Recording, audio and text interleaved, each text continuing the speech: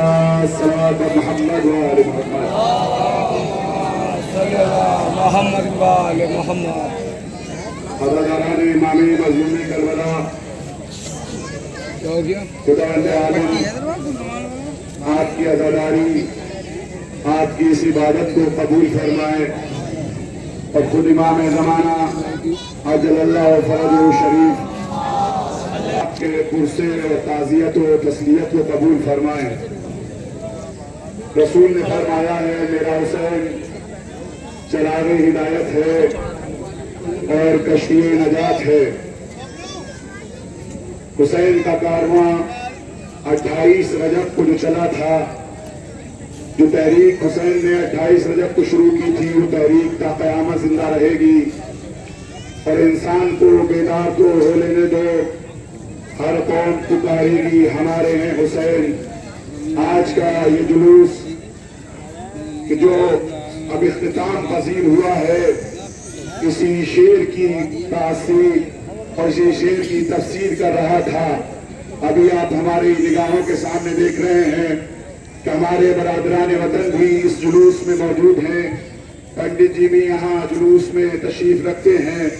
اور ہمارے برادران اسلامی بھی یہاں کافی تعداد میں تشریف رکھتے ہیں، جو کہ اس بات کی دلیل ہے کہ حسین کا پیغام، حسین کا مشن، حسین کی تحریک کسی قوم اور قبیلے سے مخصوص نہ تھی اور ہمارے ہندوستان کی یہ گنگا جمنی تہذیب، کوئی بھی طاقت اس تہذیب کو ہماری ختم نہیں کر سکتا۔ ہم یہاں پر متحد ہو کر وطن کے لیے جی رہے ہیں کہ جیسا کہ ہمارے رسول کی طرف منسوب روایت میں معروف ہے کہ حب الوطن نصف الایمان، نیند کا اپنے وطن کی محبت نصف ایمان ہے۔ ہمارے تمام اہل وطن اس عزاداری میں ہمارے برابر کے شریک ہیں، اسی لیے شاعر نے یہی شعر کہا تھا کہ جس کو میں نے پڑھا کہ انسان کو بیدار تو ہو لینے دو، ہر قوم پکارے گی ہمارے ہیں حسین، کیوں نہ دنیا حسین کی ہو، کیونکہ حسین نے جو کربلا کے میدان میں قربانی پیش کی، تمامی انسانیت کی بقا کے لیے پیش کی تھی، انسانیت کو بچانے کے لیے پیش کی تھی۔ اسی لیے جب یہ عاشور کا جلوس، یہ محرم کا جلوس گرو نانک جی کے دروس کے پاس سے، درسگاہ کی پاس سے گزر رہا تھا، گرو نانک جی آپ کیوں درس کو بند کر رہے ہیں؟ تو انہوں نے کہا تھا کہ تم نہیں دیکھ رہے کہ جلوس امام حسین مظلوم کربلا آ رہا ہے؟ تو آپ کے شاگردوں نے کہا کہ آپ کو اور ہمارے اس مذہب کا اس جلوس سے کیا لینا دینا ہے؟ تو گرو نانک جی نے جواب دیا تھا کہ کسی بھی مذہب، کسی بھی دین سے حسین تعلق نہیں رکھتے،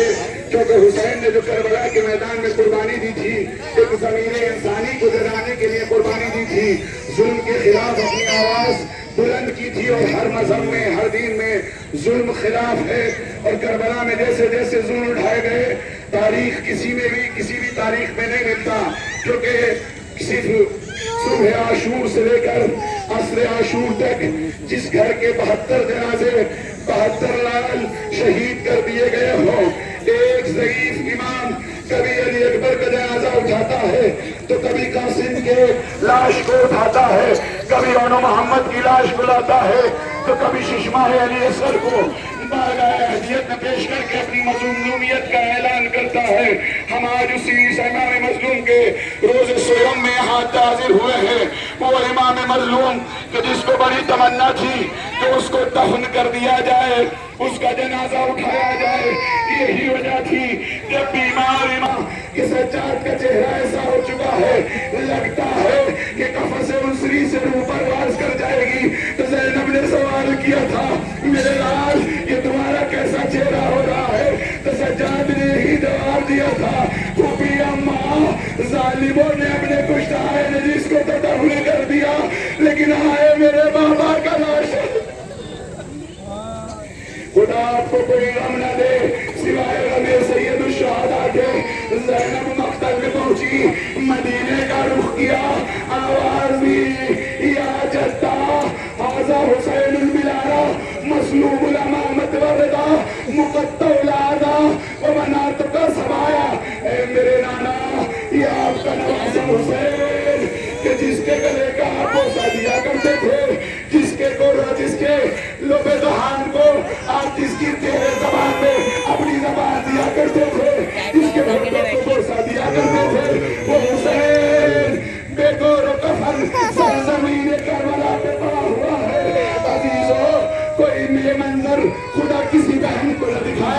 علی کی لاڈلی نے جب یہ دیکھا میرا مولانا حسین جب کسی شہید کی لاش لاتا تھا سب کو بارگاہ ہدیے پر پیش کرتے تھے، لیکن ہائے حسین کی لاش رہ گئی کہ جس کو خدا کی راہ میں پیش نہیں کیا گیا۔ علی کی لاڈلی دو زانو ہو کر زمین کربلا پر بیٹھ